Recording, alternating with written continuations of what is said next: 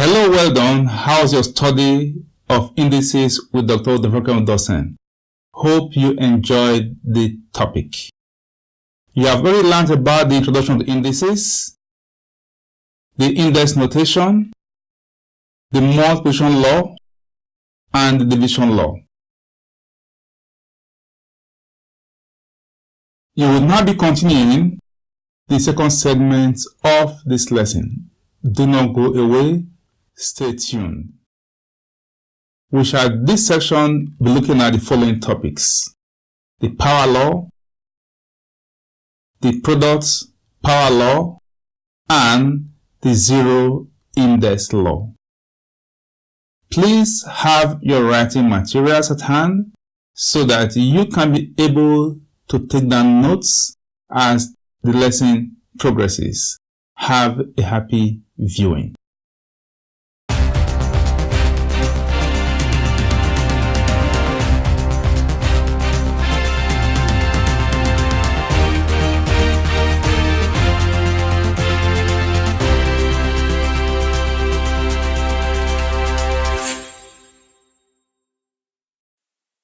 We also have what we call the power law. The power law says that if a number raised to a certain index or power is again raised to another index, both indices are multiplied to generate the final answer. This is an example. A raised to power m then and is again raised to another index. So for example, if you have A is raised to power n and am again is raised to another index, what you simply do, you multiply the two index, which is this and this, so you have A raised to power n times n. This is an example. If you have 3 raised to power 2 again raised to power 2, you simply multiply 2 times 2 and then you have 3 raised to power 4, which is equal to 81. Why? Because 3 raised to power 4 means 3 times 3 times 3 times 3, and the complete answer is 81. This is an example for you to try.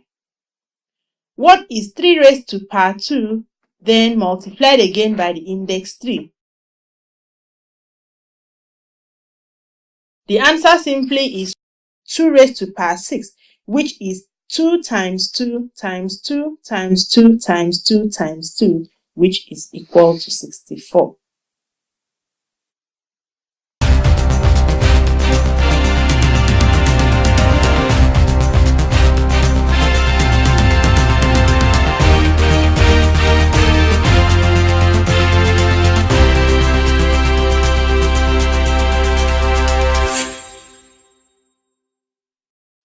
The next law is the product power law. This law says that if the product of numbers is raised to a certain index, the index is distributed over all the factors in the product. I will illustrate. If we have AB raised to power n, you can simply distribute this index n over all the factors in the product. So you have AB raised to power n equals to A n times bn. I illustrate with a real example. If you are given 3QR raised to power 3, you can distribute this index over all the factors in this product. So you have 3 raised to power 3 times Q raised to power 3 times R raised to power 3. 3 raised to power 3 is 27. So you repeat that here, 27. And then you have Q3 times R3. Then this is an example for you to try. What is 2m raised to power 3? 2m raised to power 3 equals to 2 raised to power 3 times m raised to power 3, and 2 raised to power 3 is 8 times m raised to power 3. So the final answer is 8m3.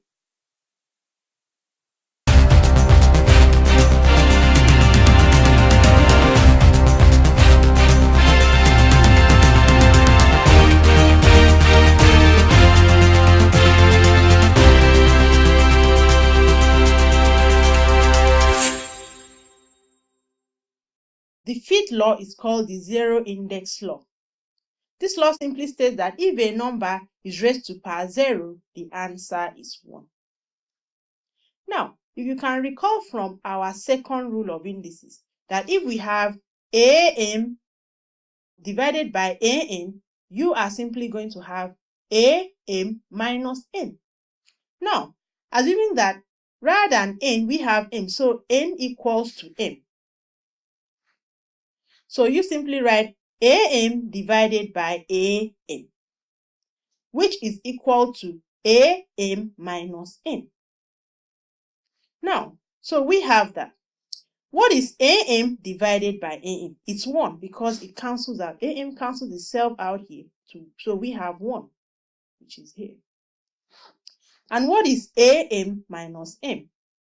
AM minus M is simply A0. M minus M is 0. So 1 equals to A0. You can also rewrite this as A0 equals to 1.